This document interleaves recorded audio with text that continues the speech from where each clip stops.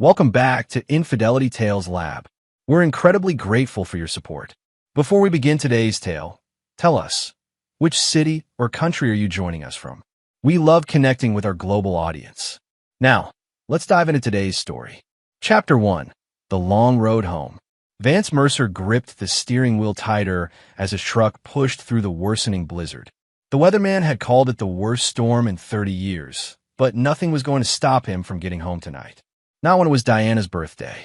Snowflakes danced in his headlights, hypnotic and disorienting. 9 hours on the road already, with visibility dropping by the minute. Any sane person would have pulled over at a motel hours ago. But Vance wasn't known for giving up. It was what had made him one of the most sought-after residential architects in the Northwest. His relentless determination. Almost there, he muttered, checking the carefully boxed red velvet cake on the passenger seat. Diana's favorite. The cake shop had stayed open late just for him, the owner recognizing the desperation in his voice when he called ahead. His phone buzzed with a text from Laurel, Diana's sister. "Where are you? Diana thinks you forgot her birthday." Vance smiled to himself. He hadn't forgotten a single one in their 11 years together. 8 years married, and he still remembered how Diana's eyes had lit up when he proposed on her birthday at Mount Rainier.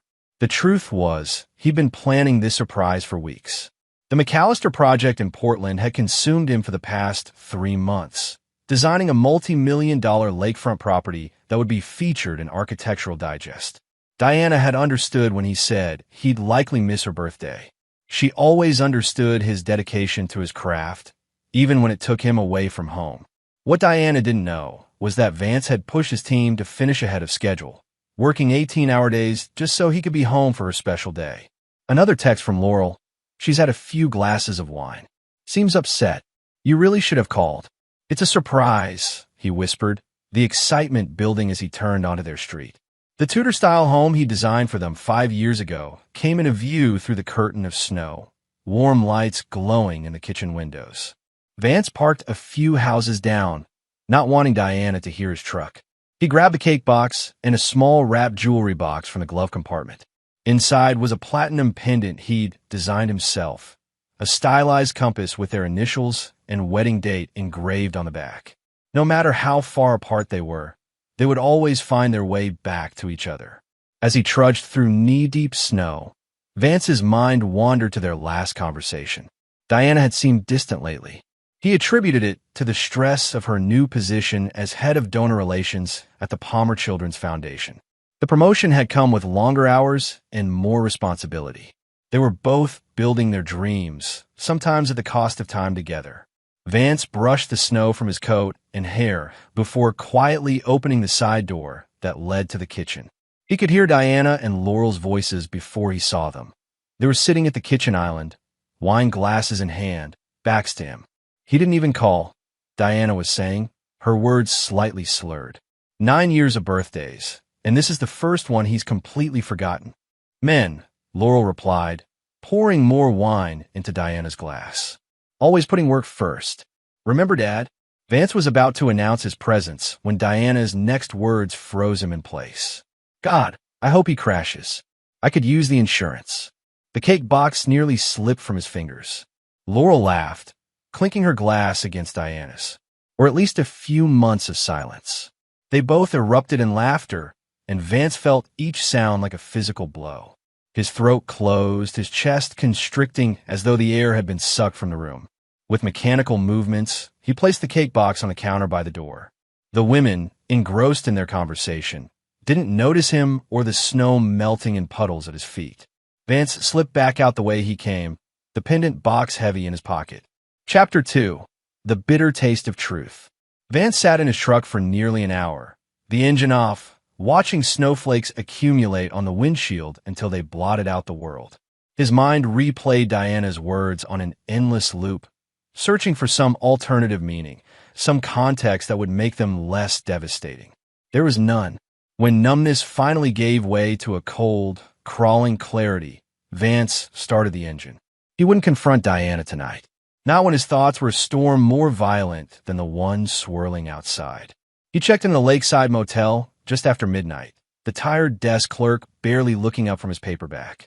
In the Spartan room with its faded wallpaper and sagging mattress, Vance fell into the mechanical routines of a man functioning on autopilot. Hanging his coat, removing his shoes, placing his wallet and keys on the nightstand. Sleep was impossible. Instead, he opened his laptop and began searching. It took only 20 minutes to access Diana's email. They had shared passwords early in their marriage, a gesture of transparency neither had revoked. What he found hollowed him out. Messages dating back 7 months. Hundreds of them. Kent, she had written, last night was incredible. I can't stop thinking about you. And Vance will be in Portland all month. Come over after work. Another. I feel alive with you in a way I never have with him. Kent Sawyer. It took Vance a moment to place the name. Then it clicked, the commercial developer who had consulted on the downtown riverfront project last year. Vance had even invited him to dinner at their home. The emails painted a clear picture. What had started as professional flirtation had escalated quickly. By the 3rd month, they were meeting at Kent's lake house whenever Vance traveled for work. Diana had created elaborate lies about working late, charity events, and visits to her mother. At 3 a.m., Vance found what he was looking for, proof that tonight's comment wasn't a momentary lapse. 3 weeks ago, Diana had written to Kent, "Sometimes I fantasize about starting over. Just you and me. No complications. No guilt. Do you think about that too?" Kent's reply had been brief. Every day. The insurance money wouldn't hurt either. They had talked about his death. Casually. As though he were an inconvenience rather than a husband of 8 years. The coldness that settled over Vance then wasn't anger. It was something deeper, more fundamental. As though the core of who he was had crystallized into something harder and unrecognizable. By dawn, Vance had formulated a plan. He drove back to the house at 7 a.m., timing his arrival for when Diana would be in the shower. Her routine as predictable as sunrise. The cake was still on the counter, untouched. A note had been placed beside it in Diana's flowing handwriting. "Vance, please call me when you get this. We need to talk." He ignored it, moving silently through the house he had designed with such care.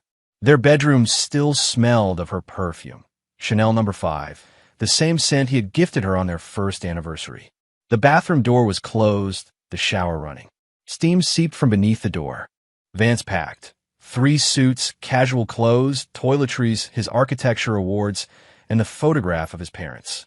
He took his personal files, his separate bank statements, and the external hard drive containing his designs. From the safe behind his office bookshelf, he retrieved their passports, birth certificates, and an inheritance from his father that Diana didn't know about. $250,000 in bearer bonds. The last thing he took was the framed sketch of their house, his original concept drawing, created the week after they were married. He had drawn their future together, believing it would stand forever. Before leaving, Vance left his own note on the kitchen counter. "I heard everything. Don't try to find me." He was back in his truck before Diana turned off the shower, driving toward a future he had never imagined for himself. Chapter 3. The Disappeared. Diana's scream echoed through the empty house when she found Vance's note. Her hangover instantly forgotten, she frantically called his cell phone only to hear it ring from inside his office drawer. He had left it behind. The cake on the counter told the story. Red velvet with cream cheese frosting, her favorite. The realization of what Vance must have heard crashed over her like an icy wave. "It was just stupid, drunk talk," she whispered to the empty kitchen. "I didn't mean it." But the emails to Kent in her sent folder said otherwise. Diana called Laurel in a panic. "He heard us," she said as soon as her sister answered. "Vance was here last night. He brought me a cake." There was a long pause. What exactly did he hear? Everything. The crash comment. The insurance. Your line about silence. "Jesus, Diana," Laurel breathed. "What are you going to do?" Diana had no answer. She tried Vance's office, his friends, his favorite places. Nobody had seen him. It was as though he had vanished into the snowstorm. By the 2nd day, panic had morphed into desperate rationalization. He would cool off and come back. They would talk. She would explain about Kent, how it had started as harmless flirtation during a vulnerable time when Vance was always away. How it had grown into something that made her feel desired when she and Vance had been growing apart. She wouldn't mention how Kent made her feel alive, taking her to exclusive restaurants and lavish hotel suites. How his spontaneity contrasted with Vance's nature. How Kent had whispered promises of a life Diana had started to believe she wanted. By the end of the first week, Diana had left 37 voicemails on Vance's office phone. She had driven to Portland, convincing the hotel manager to let her into Vance's room, only to find he had checked out the day after her birthday. Kent was no help. When she told him Vance had discovered their affair, his first question had been whether Vance had evidence that could damage his reputation. "He's my husband, Kent," Diana had snapped. "I need to find him." Kent's voice had turned cold. "You said you were leaving him anyway. This just speeds things up." The truth was, Diana had never fully committed to leaving Vance. The fantasy had been easier than the reality. Despite her complaints and the excitement of the affair, a life without Vance had been unimaginable, until now, when she was forced to live it. 3 weeks after Vance disappeared, Diana received a formal letter from Wilson and Crane, attorneys at law. Vance had retained their services for an impending divorce filing. The letter was clinical, detailing his intention to claim abandonment and infidelity. It requested she vacate their home within 30 days, as it had been purchased with his premarital assets. Diana broke down, finally confessing everything to her mother. Margaret Preston had always adored Vance, appreciating his solid reliability that reminded her of her late husband. "How could you?" Margaret asked, her disappointment palpable. "That man worshipped the ground you walked on." "I made a mistake," Diana whispered. "A mistake is forgetting an anniversary or saying something hurtful in anger," Margaret replied. "This was a choice you made every day for months." That night, alone in the house that still held Vance's presence in every carefully considered angle and thoughtful design element, Diana wrote him a letter. She poured out her regret, her explanations, her promises to make amends. "Please come home," she wrote. "We can fix this. I'll do anything." She sent it to his attorney's office. The reply came 3 days later. Her letter returned unopened with a stamp. Refused. Diana didn't know that Vance had been watching from afar. Using skills honed through years of detail-oriented work, he had created a new temporary identity. He had rented a small apartment in a neighboring city under the name Victor Miller, paying cash and keeping to himself. From this vantage point, he meticulously studied Diana and Kent's patterns, their communications, their vulnerabilities. He watched as Diana grew increasingly desperate, as Kent became more dismissive of her concerns. Vance wasn't planning a mere divorce. He was architecting something far more comprehensive, a complete dismantling of the lives of those who had betrayed him. In his sparsely furnished apartment, Vance spread out documents, photographs, and notes. He was designing his magnum opus, a blueprint for the perfect revenge. 3 weeks later, she regretted everything she said. He murmured to himself, recalling the attorney's description of Diana's distraught state when she received his letter. Too late.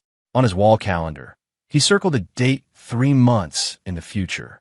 Phase 1 would begin then. Until that day, he would remain a ghost, watching, planning, and preparing for what would be the coldest winter Diana and Kent had ever experienced. Chapter 4. The Architect of Misfortune. Montgomery College's campus was quiet on this Sunday morning. Vance sat in his car, watching students trudge through slush to the library. 3 months had passed since he'd disappeared from Diana's life, and he'd used that time to meticulously craft his new identity while laying the groundwork for his revenge. He checked his watch. Professor Howard should be arriving any minute. Right on cue, a silver Volvo pulled into the faculty parking lot.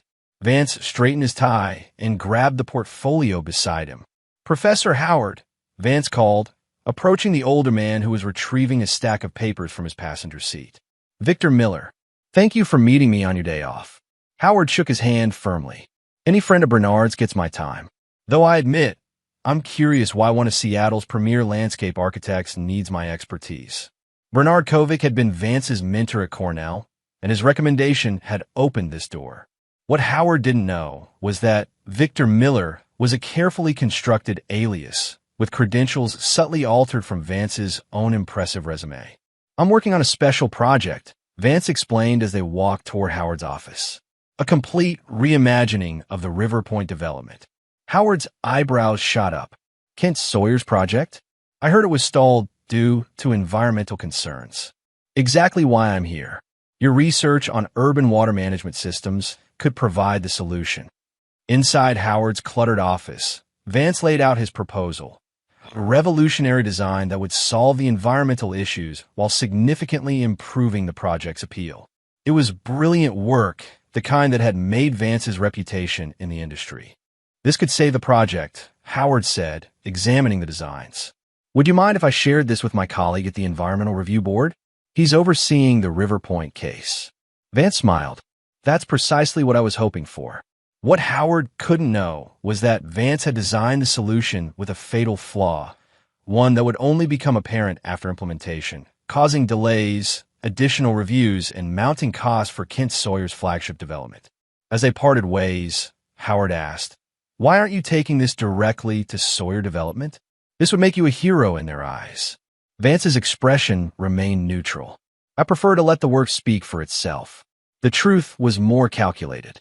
By introducing the design through respected academic channels, it would appear as a stroke of good fortune for Kent, until it wasn't. That evening, Vance drove to Bellwood Heights, an exclusive neighborhood where Kent Sawyer lived with his wife, Blair, and their 2 children.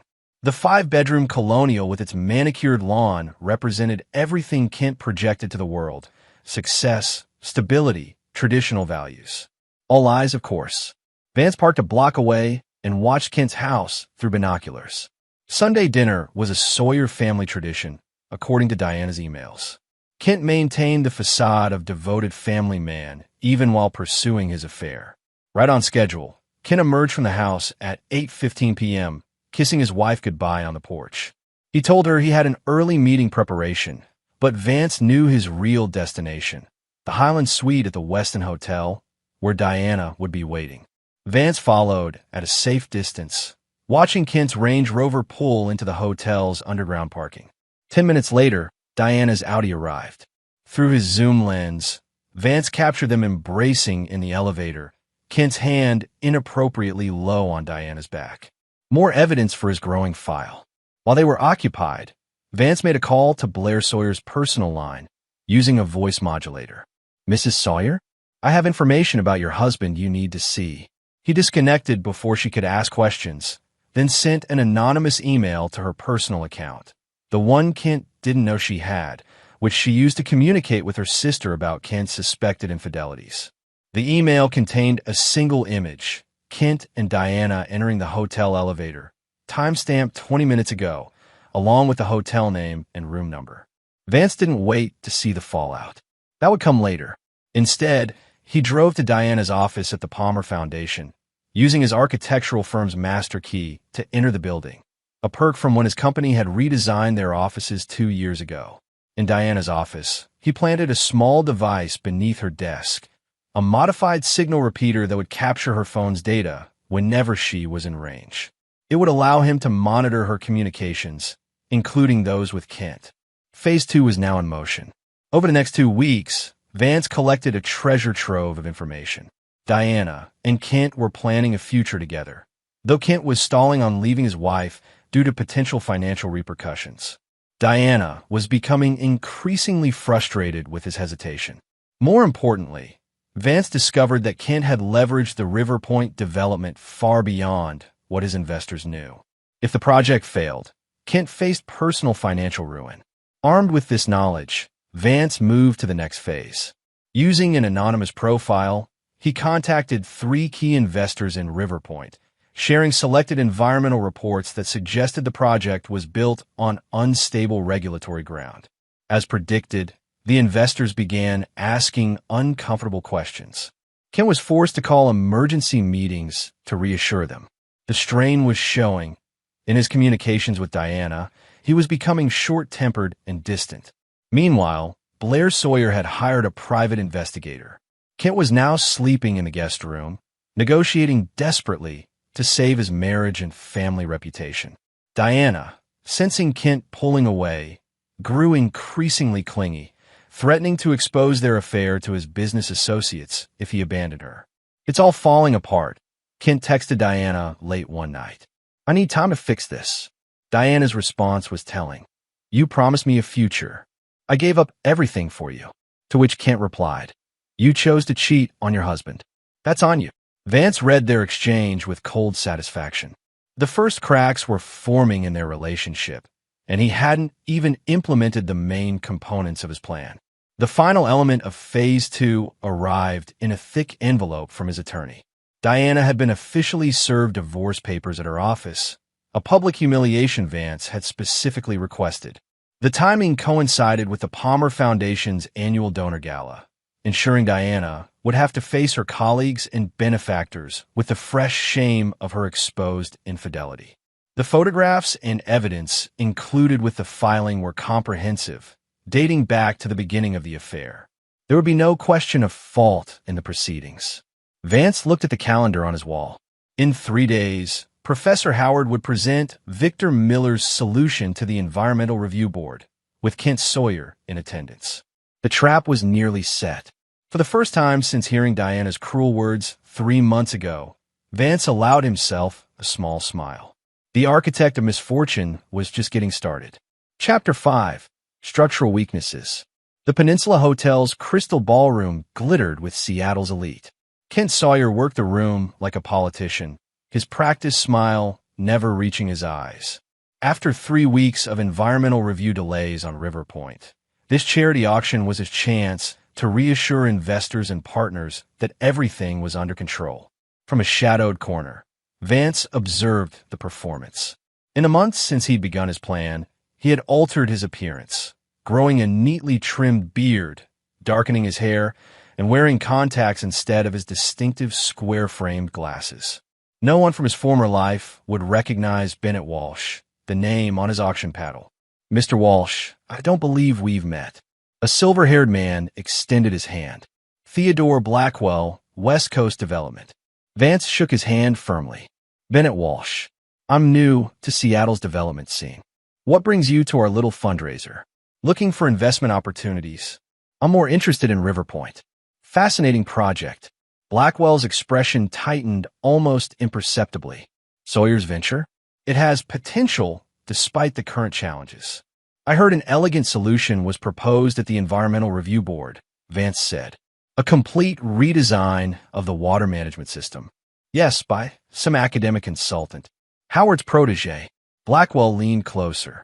"Between us, it saves Sawyer's hide. He was weeks away from default." Vance nodded thoughtfully. "I'd love an introduction to Sawyer." "Of course. He's over by the champagne fountain, talking to—" Blackwell paused, eyes narrowing slightly. "Well, that's interesting. That's Diana Mercer with him. Her husband was a brilliant architect who vanished a few months back. Tragic situation." Vance kept his expression neutral as he glanced over. Diana was wearing a black dress he didn't recognize, her hair shorter than when he'd last seen her. She looked thinner, her smile strained as she stood slightly too close to Kent. "I heard whispers they might be involved," Blackwell continued. "Industry gossip, you understand. Her husband's firm designed several of Sawyer's earlier projects." "How convenient," Vance replied, his voice level despite the cold fury churning beneath. Blackwell escorted him across the room. "Kent, someone you should meet. Bennett Walsh, interested in River Point." Kent's handshake was firm, his smile practiced. "Always pleased to meet potential investors." Up close, Vance could see the strain behind Kent's facade, the slightly bloodshot eyes, the almost imperceptible tremor in his hand.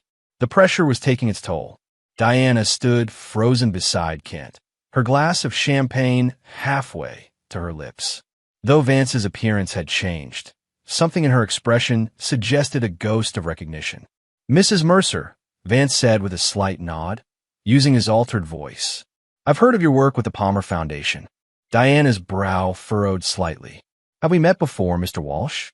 "I don't believe so. I would remember." Kent, oblivious to the undercurrents, launched into his rehearsed River Point pitch. Vance listened with practiced interest, asking questions that subtly highlighted the project's vulnerabilities while appearing supportive. "The environmental solution is ingenious," Vance commented. Who designed it? Kent's smile faltered. A consultant. Victor Miller. I'd like to meet him.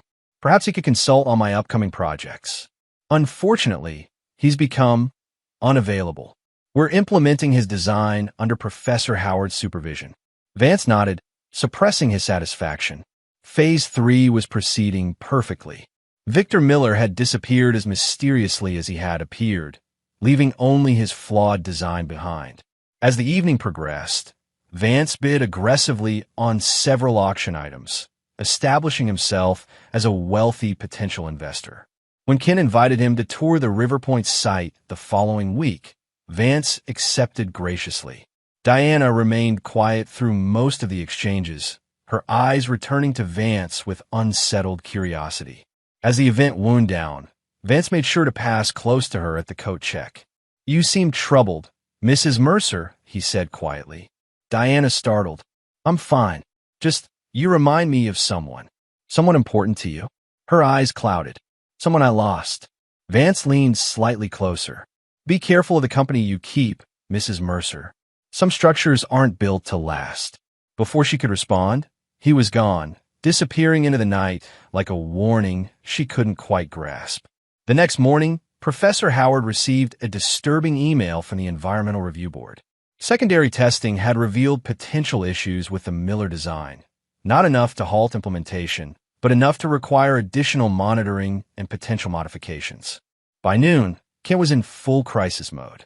His primary lender was expressing concerns about the additional costs and timeline extensions. 3 smaller investors had already pulled out. Diana, increasingly relegated to the sidelines of Kent's life as his marriage and business troubles consumed him, received a curt text. Need to postpone weekend. Dealing with project issues. It was the 5th cancellation this month. Their affair, once passionate, had devolved into hurried meetings and tense conversations about Kent's mounting problems. The future he had promised seemed increasingly unlikely. Diana poured herself a glass of wine, staring out at the garden Vance had designed for her 35th birthday. Japanese maples and carefully placed stones creating a sanctuary she no longer deserved. Her phone rang. The divorce attorney Vance had hired. Mrs. Mercer, I'm calling to confirm you've reviewed the settlement offer. Diana swallowed hard. It's generous. More than fair, considering. Mr. Mercer has agreed to leave the house to you, with certain stipulations. He requests your answer by Friday. After ending the call, Diana sat in the growing darkness. Vance's settlement offer had surprised everyone. The house, a fair financial package, no drawn-out court battle. Her own attorney had called it suspiciously generous. What Diana couldn't understand was why. After discovering her betrayal, after her cruel words, why would Vance be generous at all, unless he had something else planned? The thought sent a chill through her that had nothing to do with the evening air. She remembered the strange man at the auction, Bennett Walsh, and his unsettling familiarity. Diana pulled out her laptop and searched for Bennett Walsh. Nothing significant appeared. On impulse, she tried Victor Miller, the mysterious consultant who had supposedly saved Riverpoint. Again, nothing substantial. A terrible suspicion began to form. She searched for recent images of Vance Mercer, finding only those from before his disappearance. Would a beard and darker hair be enough of a disguise? Could it possibly be? Her phone rang again. Kent. We need to talk, he said without preamble. Something's wrong with the Miller design. It looked perfect, but now there are issues appearing with every new test. It's almost as if what? Diana asked, her suspicion growing stronger. As if it was designed to fail gradually. To look perfect at first, then develop compounding problems. Diana's hand trembled as she set down her wine glass. Kent, this Victor Miller. Did you ever meet him in person? Only his representative. Why? What about Bennett Walsh? The investor from the auction? What about him? He toured Riverpoint yesterday. Asked a lot of technical questions. Diana closed her eyes, pieces falling into place. I think we need to consider the possibility that Vance isn't as gone as we thought. There was a long silence on the line. That's not possible. Your husband was an architect, not some criminal mastermind.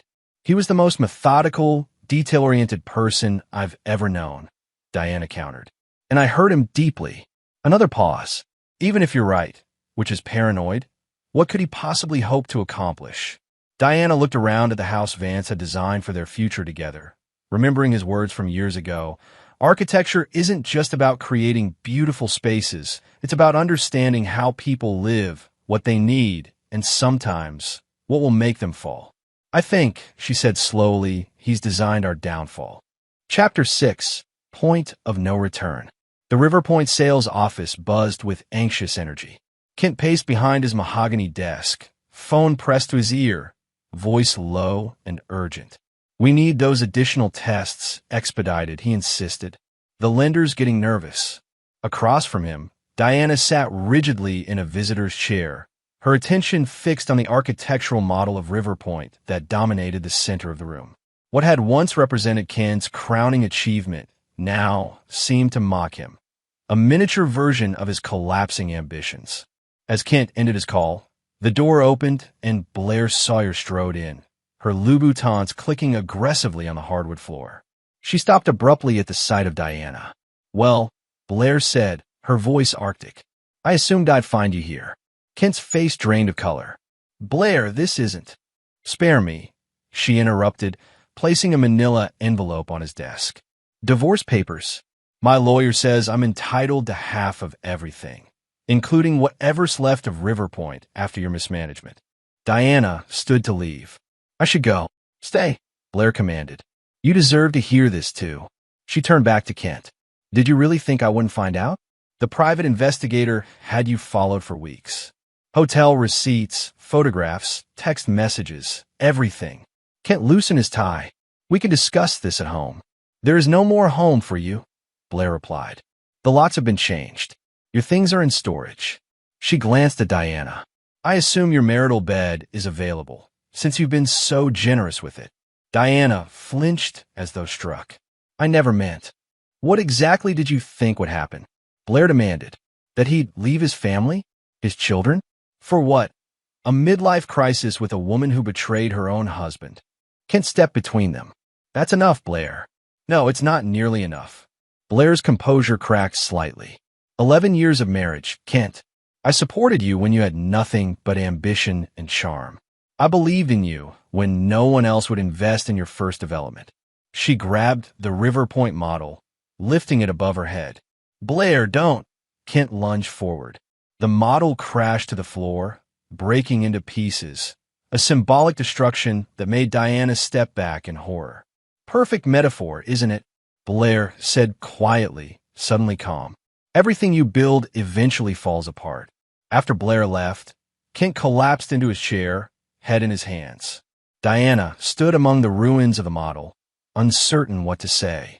Move in with me, she finally offered, until this blows over. Kent looked up, his expression shifting from despair to derision. Move in with you? To the house your architect husband designed? While my company implodes and my wife takes half of everything. He laughed bitterly. What kind of future do you imagine we have now, Diana? You said we would be together. You promised. I promised a lot of things, Ken interrupted. To a lot of people. Promises get broken. The truth of his character revealed itself in that moment, stripped of charm and pretense. Diana saw him clearly for the first time, not the exciting alternative to her stable marriage, but a man who discarded commitments when they became inconvenient. So that's it, she asked. After everything I've sacrificed, Kent's phone rang. He checked the screen. It's the bank. I have to take this. He looked at Diana expectantly. We'll talk later. Dismissed, Diana gathered her purse and walked out, the shattered model crunching beneath her feet, a sound that would haunt her dreams. Outside, rain fell in typical Seattle fashion, a persistent, melancholy drizzle. Diana sat in her car, unable to start the engine, overwhelmed by the wreckage of her life. Her affair was disintegrating, her divorce proceeding, her reputation in tatters. Her phone chimed with a text from an unknown number. The foundation always reveals its flaws under pressure. Diana froze, reading the message again. The phrasing, clinical, architectural, reminded her immediately of Vance.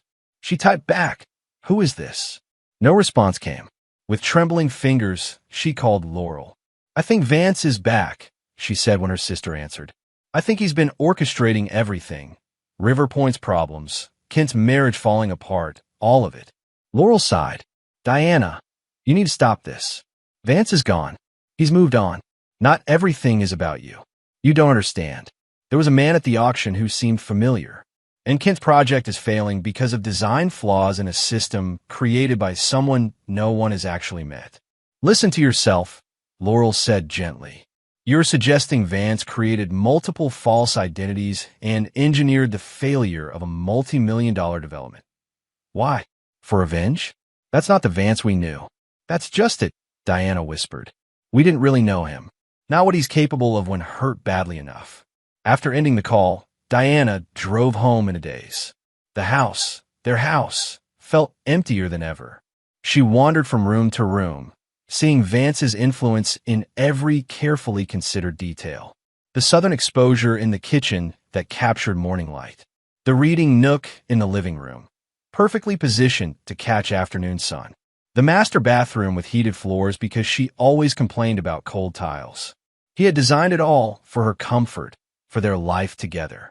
In his office, untouched since his departure, Diana sat at his drawing table and opened the bottom drawer. Inside was a leather-bound journal she had given him for Christmas years ago. Unlike his digital work files, this was where Vance sketched his initial concepts, his most personal creative expressions. The last entry was dated 3 days before her birthday. It was a concept for a garden expansion, a small reflecting pool surrounded by her favorite lilies. A note in the margin read, "Diana's birthday surprise. Install in spring." He had been planning for their future even as she was destroying it. Diana closed the journal, a sob catching in her throat. She moved to replace it when she noticed something at the back of the drawer, a small card with an address written in Vance's precise handwriting. The address was in Queen and an upscale neighborhood across town. Beside it was a single key. Without allowing herself to overthink, Diana grabbed her coat and the key. 20 minutes later, she stood before an elegant townhouse with a discreet for sale sign in the manicured front yard. The key fit perfectly in the lock. Inside, the space was immaculate, but clearly lived in. Minimal furniture, architectural journals on the coffee table, a half-empty bottle of Vance's preferred scotch on the kitchen counter. On the dining table lay a single photograph, their wedding day, the frame cracked down the middle. "I wondered when you'd find this place." Diana whirled around. Vance stood in the doorway to what appeared to be a home office, his appearance altered, but his presence unmistakable. "It is you," she whispered. "Bennett Walsh. Victor Miller." Vance's smile didn't reach his eyes. "Among others. Why? Why go to all this trouble? Do you remember what you said that night?" Vance asked, his voice eerily calm. "About hoping I would crash? About the insurance money?" Diana stepped toward him. "It was stupid drunk talk. I didn't mean—" "You meant every word," Vance interrupted. "I read all your emails to Kent. The ones where you discussed your future together. The ones where you mocked our marriage." Tears filled Diana's eyes. "I made a terrible mistake. But this, what you've been doing, it's calculated destruction." "No," Vance corrected. "It's architectural precision. I'm simply exposing structural weaknesses that already existed." Kent's project was financially overextended. His marriage was built on deception.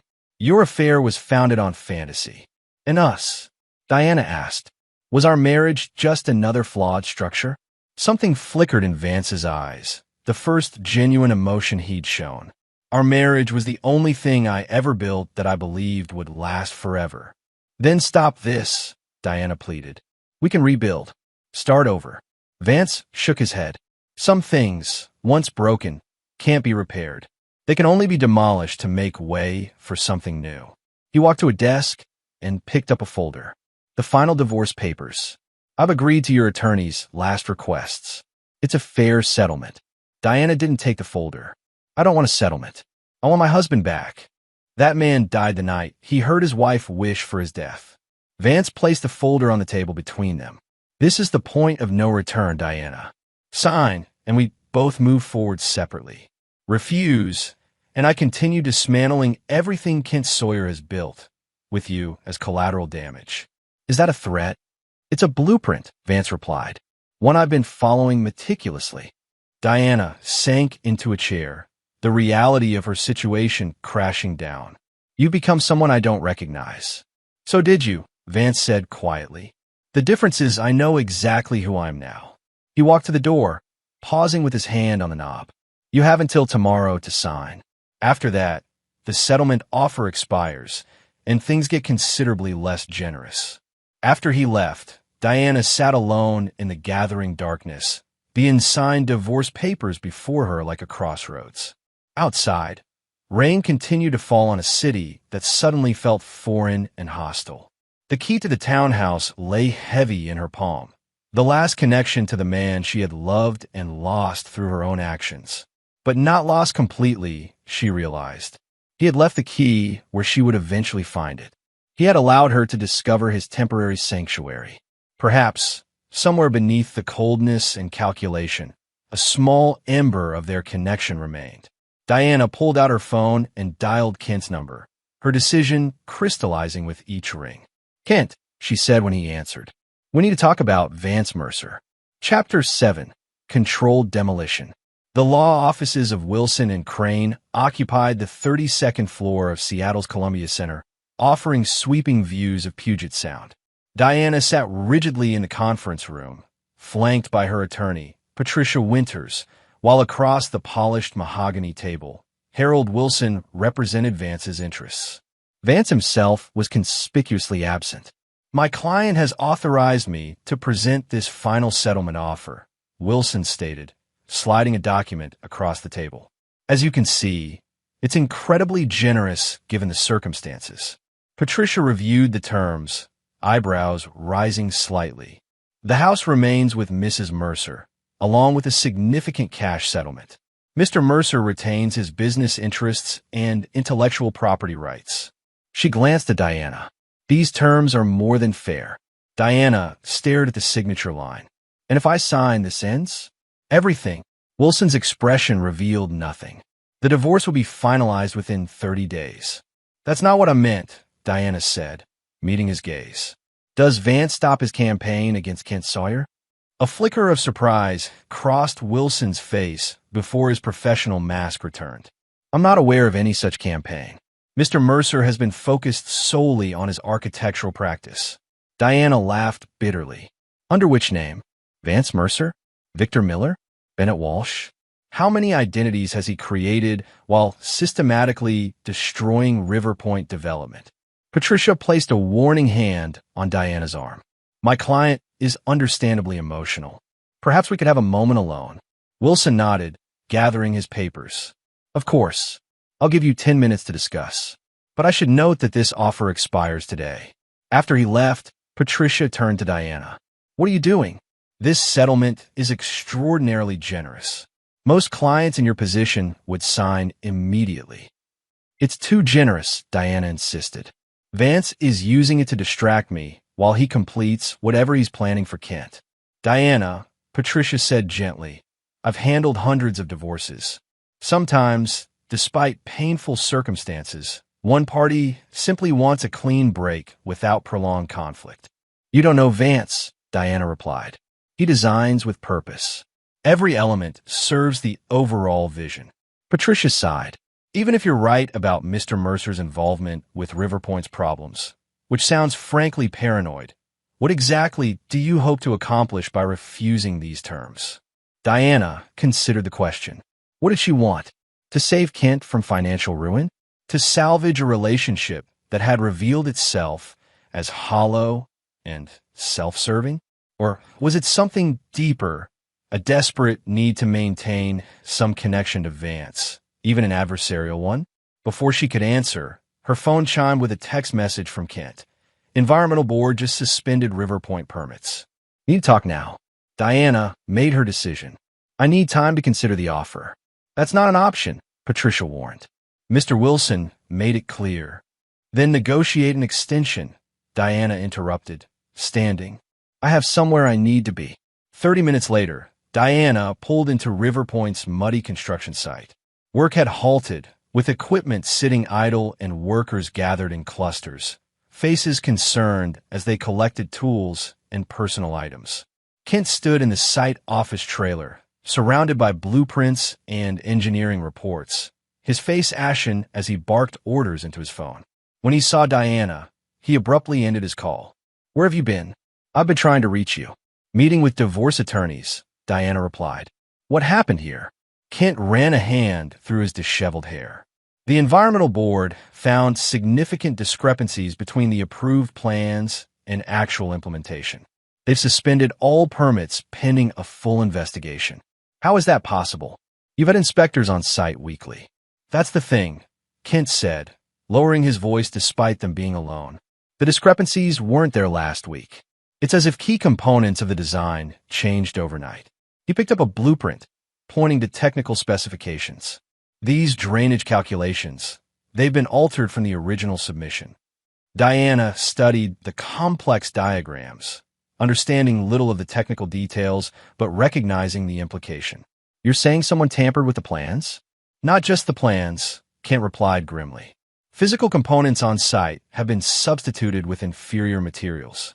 Someone authorized changes that deliberately undermine the project." The office door opened, and a tall, distinguished man in a tailored suit entered, accompanied by two uniformly serious individuals. "Mr. Sawyer," the man announced, "I'm Special Agent Donovan, FBI. These are Agents Clark and Rodriguez. We have some questions about River Point development." Kent's face drained of remaining color. "FBI? There must be some mistake." "No mistake," Donovan replied, producing a document. "We have a warrant to search these premises and seize all financial and technical documents related to this project. We're investigating allegations of fraud, bribery of public officials, and violations of federal environmental regulations." As the agents began collecting files and electronics, Kent turned to Diana, his voice a desperate whisper. "This isn't happening. Someone is setting me up." Diana felt a cold certainty settle over her. "Not someone. Vance. Your husband? That's impossible. He's an architect, not some criminal mastermind." "He's both," Diana replied. "He's been planning this for months, creating false identities, manipulating the project from multiple angles." "I try to warn you." Kent grabbed her arm. "You need to help me. Tell them this is all some elaborate revenge scheme." Diana gently removed his hand. "With what proof?" "Everything appears perfectly legitimate. The environmental issues are real. The altered plans exist. If there's financial impropriety, they'll find evidence of that too." "So you're abandoning me? After everything?" The question hung between them, heavy with irony. Diana thought of Vance driving through a snowstorm to surprise her, only to hear her wish for his death. She thought of Kent's casual dismissal when his wife discovered their affair. She thought of her own selfishness that had set everything in motion. "I'm sorry, Kent," she said finally, "but I need to sign those divorce papers." As Diana walked away, Agent Donovan intercepted her. "Ms. Mercer? We'd like to speak with you as well." "About what?" "Your husband's connection to this project, for starters, and your relationship with Mr. Sawyer." Diana felt a moment of panic before steadying herself. "Of course. Whatever you need." For 3 hours, Diana answered questions in a sterile room at the FBI's Seattle field office. She provided details about Vance's architectural work on previous Sawyer development projects, her role at the Palmer Foundation, and admitted to her personal relationship with Kent when directly asked. What she didn't share were her suspicions about Vance's elaborate revenge. Without proof, it would sound delusional, the desperate attempts of a guilty woman to deflect blame. When finally released, Diana drove directly to Wilson and Crane's offices, where Patricia waited with barely concealed irritation. "They've agreed to extend the offer until tomorrow morning," Patricia informed her. "Though I strongly advised against asking for the extension." Diana took the settlement papers. "I'll sign them now." As she added her signature to each indicated line, Diana felt a strange combination of defeat and relief. This chapter of her life was ending, not as she had once imagined, but perhaps as she deserved. "Will I see him?" she asked as Patricia collected the signed documents. "At the final hearing? I wouldn't count on it," Patricia replied. Mr. Wilson has authorization to represent Mr. Mercer in his absence. That night, alone in the house that would soon be legally hers but would always feel like Vance's creation, Diana opened her laptop and typed Bennett Walsh into the search bar. Nothing significant appeared, as before. On impulse, she tried a different search. Vance Mercer New Projects. The results made her breath catch. A major architectural journal announced Vance Mercer's return from a sabbatical with a prestigious new commission, the Westlake Cultural Center, a $200 million project previously rumored to be awarded to Kent Sawyer's firm. The article quoted Theodore Blackwell of West Coast Development. After the unfortunate issues with River Point Development, we sought a more reliable partner. Mercer Architectural brings unparalleled integrity and vision to this landmark project. Diana closed her laptop, a bitter smile forming.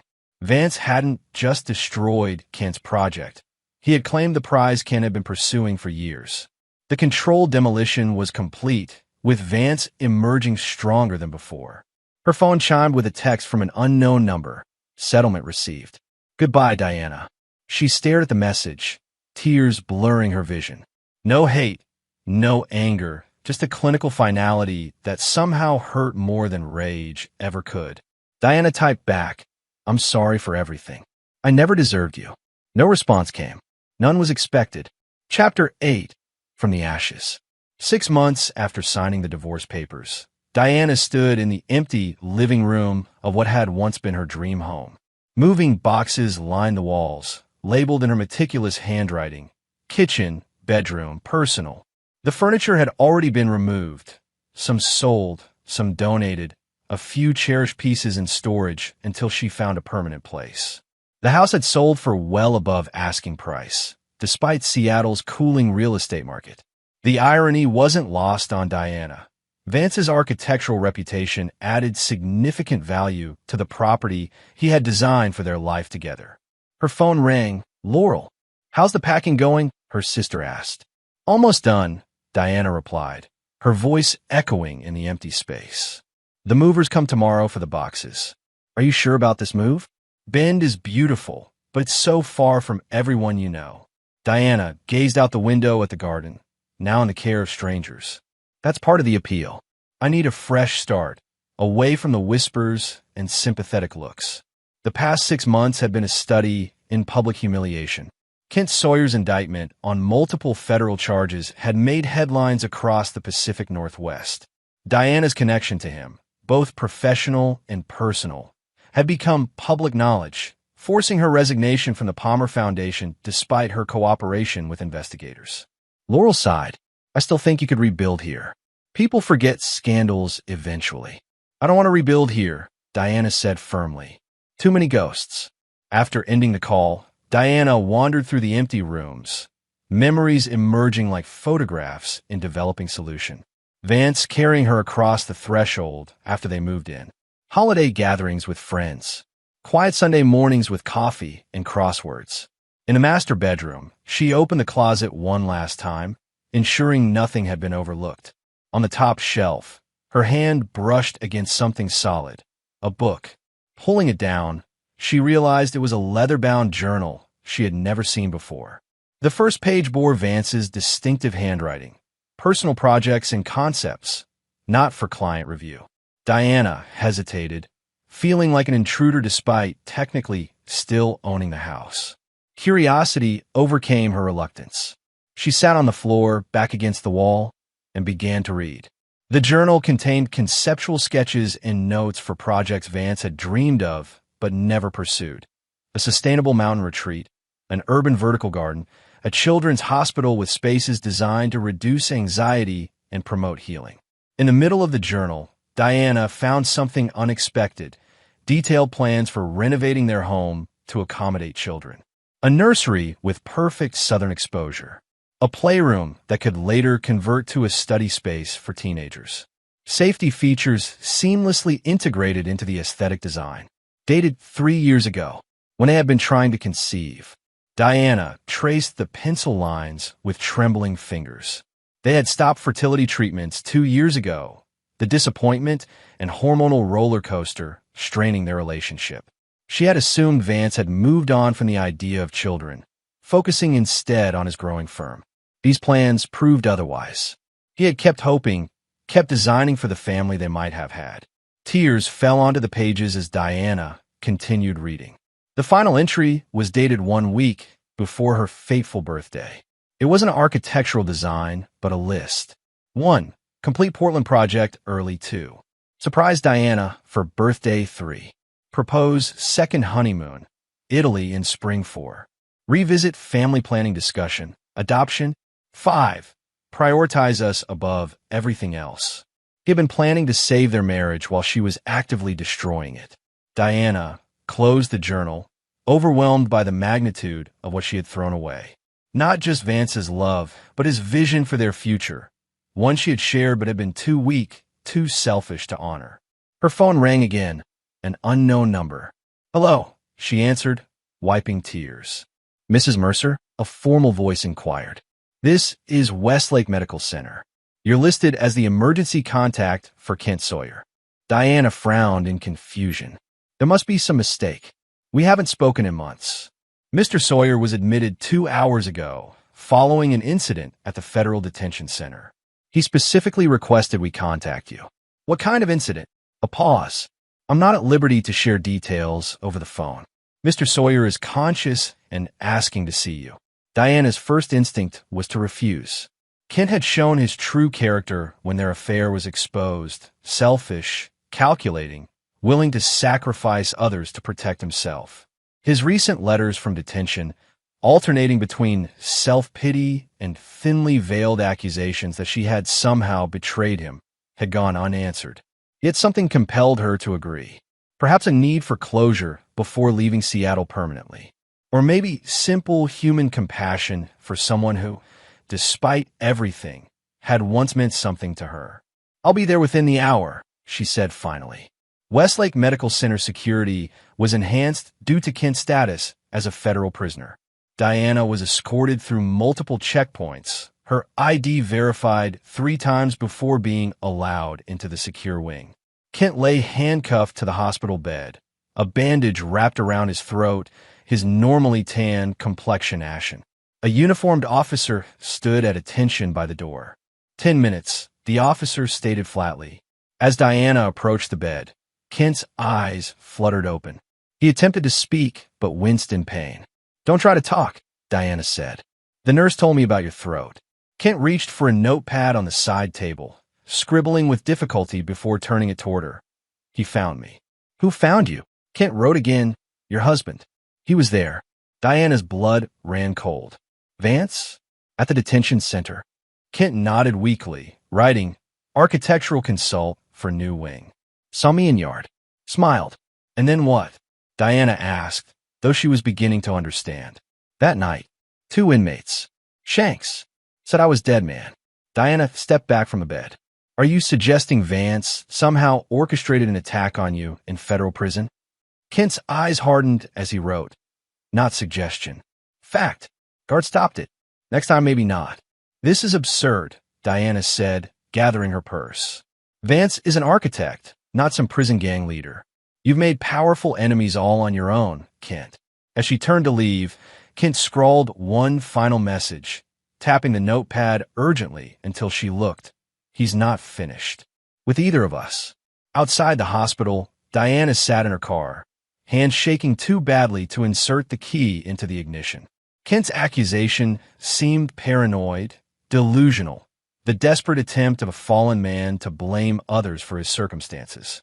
Yet hadn't she harbored similar suspicions? Hadn't she seen firsthand Vance's methodical dismantling of Kent's business and reputation? Diana pulled out her phone and searched for news about Vance Mercer. The results showed a man ascending to new professional heights. The Westlake Cultural Center project progressing ahead of schedule, a profile in Architectural Digest, a guest lectureship at Cornell. There is even a photograph of him at a charity gala last month, accompanied by Elise Montgomery, the elegant museum curator who had once commissioned Vance to design her family's Bainbridge Island home. They made a striking couple, both tall and distinguished, with an air of cultured confidence. Diana set down her phone, a hollow feeling expanding in her chest. Vance had moved on completely, building a new life while she remained trapped in the wreckage of her choices. Kent's paranoid accusations were likely just that, paranoia born of guilt and fear. Yet as she drove through Seattle's rain-slick streets for one of the last times, Diana couldn't shake the sensation of being watched. At each red light, she found herself scanning nearby vehicles, searching for a familiar silhouette. At home, she double-checked the locks before continuing to pack. The journal she had found remained on the kitchen counter, a painful reminder of what might have been. As she sealed the final box, her doorbell rang. Diana froze, heart racing. It was nearly midnight, too late for any legitimate visitor. Through the peephole, she saw a uniformed delivery person holding a small package. Cautiously, she opened the door. Diana Mercer, the young woman confirmed, offering an electronic signature pad. Yes, that's me. Special delivery. Requires immediate receipt. Diana signed and accepted the small box, bringing it inside. No return address was visible. The postmark showed it had been mailed from Portland 3 days ago. With trembling fingers, she opened the package. Inside was a single flash drive and a note in unfamiliar handwriting. The truth about Vance Mercer. Watch alone. Diana plugged the drive into her laptop, heart pounding. A video file began to play, surveillance footage from what appeared to be a hotel lobby. The timestamp showed a date 6 weeks before her birthday, during Vance's Portland project. The footage showed Vance entering the hotel with a woman, the curator, Elise Montgomery. They crossed the lobby with professional distance between them, but as they entered the elevator, Vance's hand moved to her lower back in a gesture of clear intimacy. Diana stared at the screen in disbelief. While she had been betraying Vance with Kent, had Vance been unfaithful as well? Had their entire marriage been built on mutual deception? The video continued with additional clips. Vance and Elise entering and exiting the hotel on different dates, always discreet but unmistakably involved. A text document opened automatically when the video ended. He's not who you thought he was. Neither is she. There's more if you want it. Reply to this number if interested. 503-555-0187. Diana closed her laptop, mind racing. If this was true, everything changed. Her guilt, Vance's moral high ground, the entire narrative of their divorce, all undermined by his own hypocrisy. But who had sent this? Kent remained the obvious suspect, but he was under constant surveillance in federal detention. Who else would benefit from reopening these wounds when she was finally preparing to move forward? Diana reached for her phone, intending to text the mysterious number, then hesitated. What would it accomplish? More pain? More recrimination? Or was it a trap? Another element of an elaborate game she didn't fully understand? After long consideration, Diana deleted the message. Whatever the truth about Vance and Elise, dragging it into the light wouldn't heal her. The past was a closed room she needed to walk away from, not furnish with new grievances. She removed the flash drive, dropped it into a glass of water, and returned to packing. Tomorrow she would leave Seattle and the person she had been there. From the ashes of her mistakes, perhaps something worthwhile could yet emerge. As she turned out the lights on her final night in the house Vance had built, Diana didn't notice the small red light blinking on the smoke detector above, a camera that had recorded her every reaction to the planted flash drive. Miles away, in a sleek downtown apartment, Vance Mercer watched the footage on his laptop, expression unreadable as he observed Diana's momentary temptation and ultimate rejection of the bait. Beside him, Elise Montgomery leaned forward. She didn't take it. Interesting. Yes, Vance agreed, his voice neutral. Interesting. Does that change anything? Vance closed the laptop. No, nothing changes. Chapter 9, 0 Degrees. 1 year later, the Westlake Cultural Center's grand opening gala transformed Seattle's rainy November evening into a celebration of light and possibility. Glass walls soared toward the sky, illuminated from within to create a beacon visible across the city. Inside, Seattle's elite mingled among interactive exhibits and installation pieces, champagne flutes catching the light from custom-designed chandeliers. At the center of it all stood Vance Mercer, accepting congratulations with measured grace. The project had cemented his status as one of the nation's premier architects, innovative yet practical, visionary yet respectful of budget constraints and environmental considerations. Truly remarkable, Vance, Theodore Blackwell enthused, clapping him on the shoulder. The board is already discussing the expansion phase. We want you for that as well, of course. I'm honored, Vance replied with a professional smile that never quite reached his eyes. But let's enjoy tonight's achievement before planning the next. As Blackwell moved on to greet other guests, Elise Montgomery appeared at Vance's side, elegant in midnight blue. Your adoring public is suitably impressed, she remarked, handing him a fresh champagne. How does it feel to be the toast of Seattle again? Like watching a performance from the wings, Vance admitted quietly. I designed the stage, but feel disconnected from the production. Elise studied him with a perceptive eye that made her such an exceptional curator. You achieved everything you set out to do this year. Professionally triumphant. Kent Sawyer disgraced and imprisoned. Diana is no longer relevant, Vance finished firmly. Then why did you ensure she received an invitation tonight? Before Vance could respond, a ripple of attention moved through the crowd near the entrance.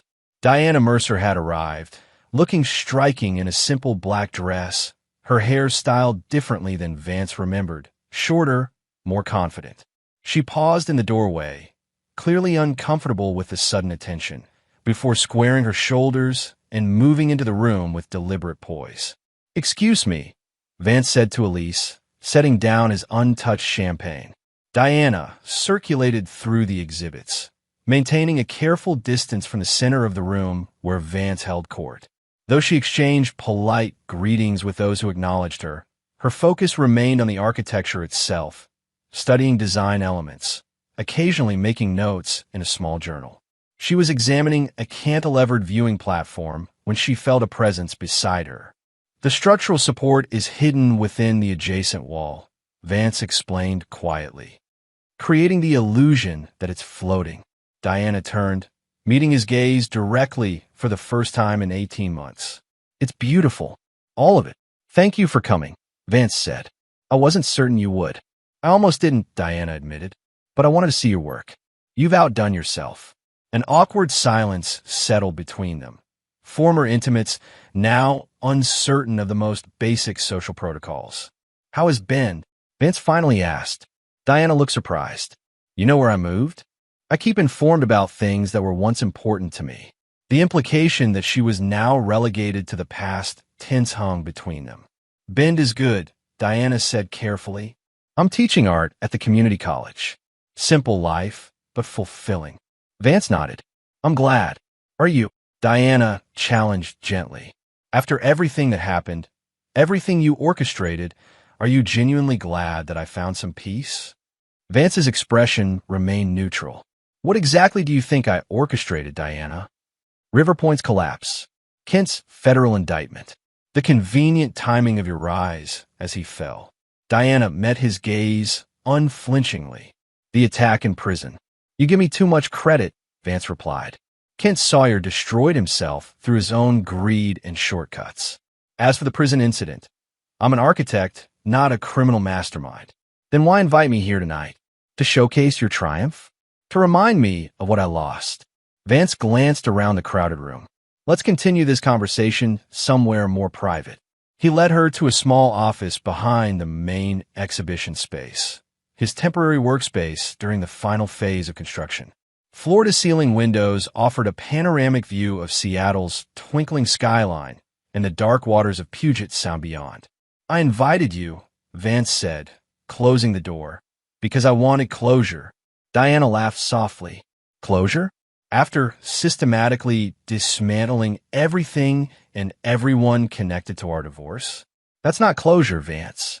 That's conquest. Is that what you believe happened? I know what happened, Diana replied. I watched it unfold with clinical precision. The question is why invite me to witness the final victory lap? Haven't I paid enough for what I did? Vance turned to the window, his reflection superimposed over the city he had helped shape. This isn't about payment or punishment anymore. It's about ending a chapter definitively. By showing me the wonderful life you've created without me. Mission accomplished. You've won, Vance. Completely and totally. Vance turned back to face her. This was never a competition, Diana. Then what was it? Because from where I stand, you orchestrated the perfect revenge, prospering while ensuring everyone who hurt you suffered. Not revenge, Vance corrected. Justice. Consequences proportional to actions. Diana stepped closer. And what about your actions? The affair with Elise during your Portland project? Something flickered in Vance's expression. Surprise quickly masked. What are you talking about? I received surveillance video of you and Elise entering a hotel together. Multiple occasions. Always when you were supposedly working late. Understanding dawned in Vance's eyes. And you believed it? I didn't want to, Diana admitted. But the footage was convincing. Vance shook his head. There was no affair with Elise. She's a colleague who became a friend after our divorce. Nothing more.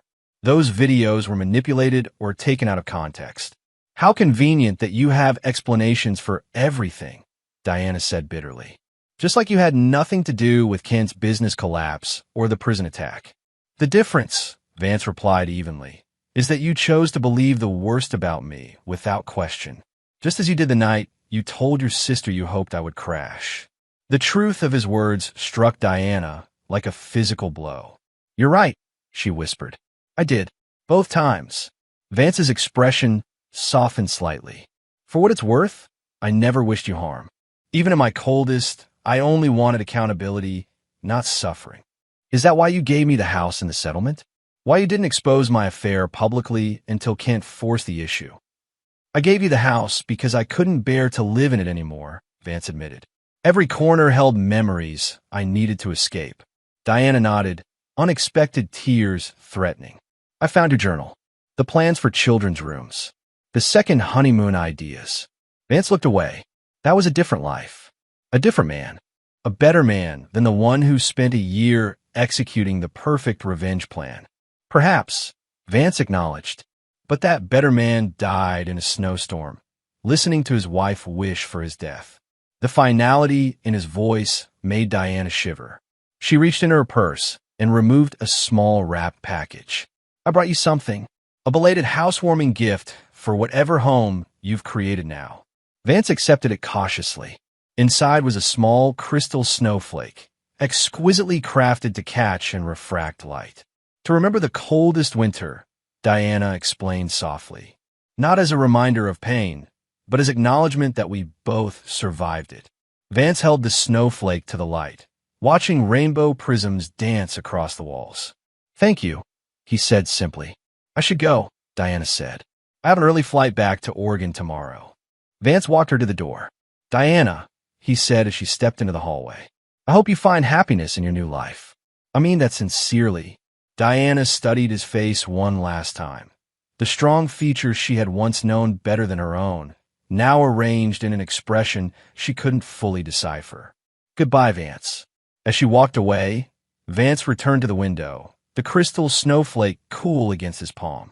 Below, Seattle continued its rain-washed evening, oblivious to the small drama that had just concluded 32 stories above. His phone buzzed with a text from Elise. Everything okay? Vance typed back, yes. Final chapter closed. Another text appeared from his attorney, Harold Wilson. Kent Sawyer's appeal denied. Serving full 12-year sentence. Thought you want to know. Vance slipped the phone back into his pocket without replying. Outside, Diana emerged from the building, turning her face up to the gentle rain for a moment before hailing a taxi. There had been a time when Vance would have run after her, protected her from even the slightest discomfort. That man was indeed gone, replaced by someone harder, more pragmatic, someone who had learned that love was not always enough, that betrayal sometimes severed connections that could never be repaired. Vance placed the crystal snowflake on his desk, watching as the security lights illuminated Diana's taxi disappearing into the night. He felt neither triumph nor regret, neither hatred nor love, only the 0-degree clarity of a man who had walked through the coldest winter and emerged permanently changed. Goodbye, Diana, he whispered to the empty room. In the morning, he would begin designing his next project, a private residence on a cliff overlooking the Pacific, with walls of glass to welcome light from all directions and foundations deep enough to withstand any storm. A home for one. And there you have it. Another story comes to an end. What did you think? I'd love to hear your thoughts in the comments below. If you enjoy this story, consider joining our community by subscribing. It means the world to us. For more stories like this one, check out the recommended videos on screen. And I'll see you there.